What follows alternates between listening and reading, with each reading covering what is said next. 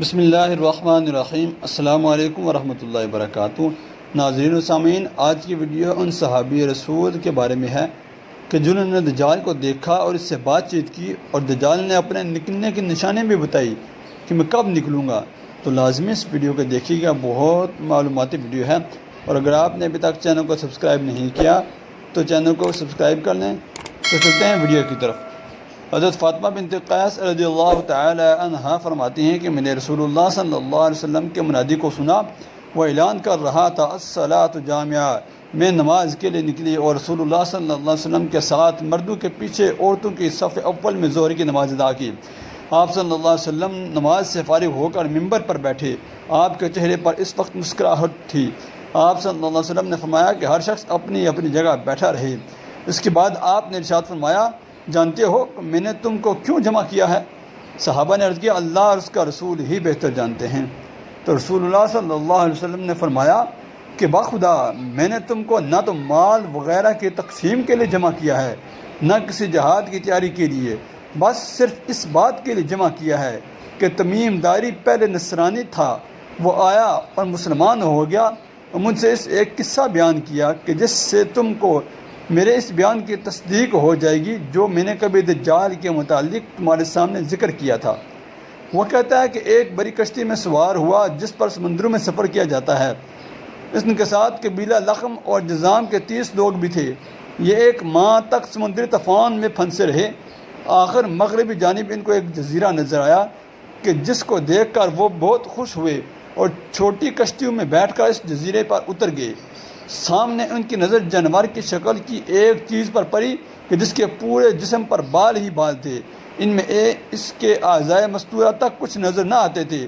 لوگوں نے اس سے کہا، بدبخت تو کیا بلا ہے؟ وہ بولا، میں جساسا ہوں۔ چلو اس گرجے میں وہاں ایک شخص ہے جو تمہاری خبروں کا مشتاق ہے۔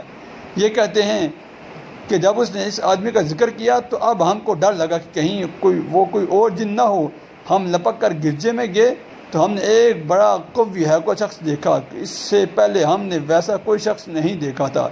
اس کے ہاتھ گردن سے ملا کر اور اس کے پیر گھٹنوں سے لے کر ٹخنوں تک لوہے کے زنجیروں سے نہایت مضبوطی سے جکڑے ہوئے تھے۔ ہم نے کہا، تیرا ناس ہو، تو کون ہے؟ وہ بولا، تم کو میرے بارے میں کچھ نہ کچھ پتہ لگ ہی گیا ہے، اب تم بتاؤ تم کون لوگ ہو؟ انہوں نے کہا کہ ہم عرب کے باشندے ہیں، ہم ایک بڑی کشتی میں سفر کر رہے تھے، سمندر میں طوفان آیا اور ایک ماہ تک رہا۔ اس کے بعد ہم اس جزیرہ میں آئے تو ہمیں ایک جانور ملا کہ جس کے تمام جسم پر بال ہی بال تھے۔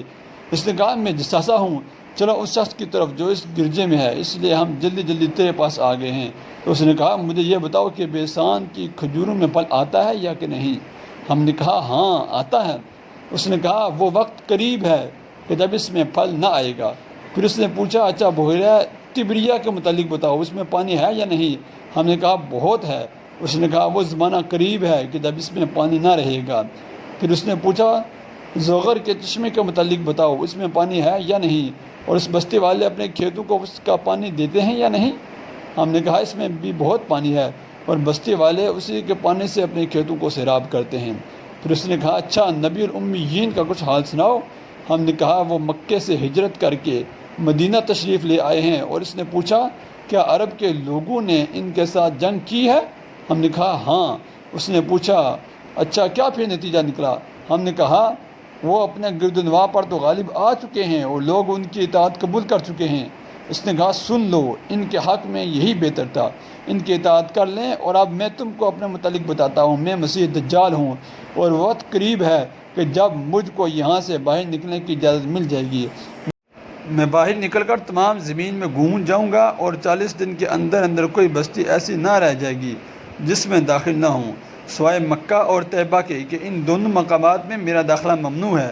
جب ان دونوں میں سے کسی بستی میں داخل ہونے کا ارادہ کروں گا تو اس وقت ایک فرشتہ ہاتھ میں ننگی تلوار لیے سامنے آ کر مجھے داخل ہونے سے روک دے گا، اور ان مقامات کے جتنے راستے ہیں ان سب پر فرشتے ہوں گے جو ان کی حفاظت کر رہے ہوں گے۔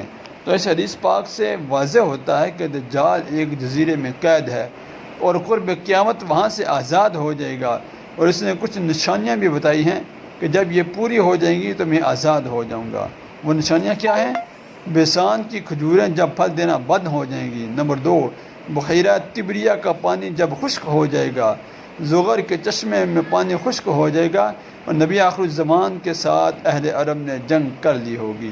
یہ وہ نشانیاں ہیں کہ جو دجال نے حضرت تمیم داری کو بتائی تھی، اور حضرت تمیم دارمی نے جہاں دجال قید تھا اسے دیکھ کر اور اس سے باتیں کر کے آپ پر اسلام کی حقانیت ظاہر ہو گئی۔ چنانچہ 9 ہجری میں اپنے قبیلے کے 10 افراد کے ساتھ بارگاہ رسالت صلی اللہ علیہ وسلم میں حاضر ہوئے اور پورا واقعہ گوش گزار کر کے ایمان لے آئے۔ سبحان اللہ۔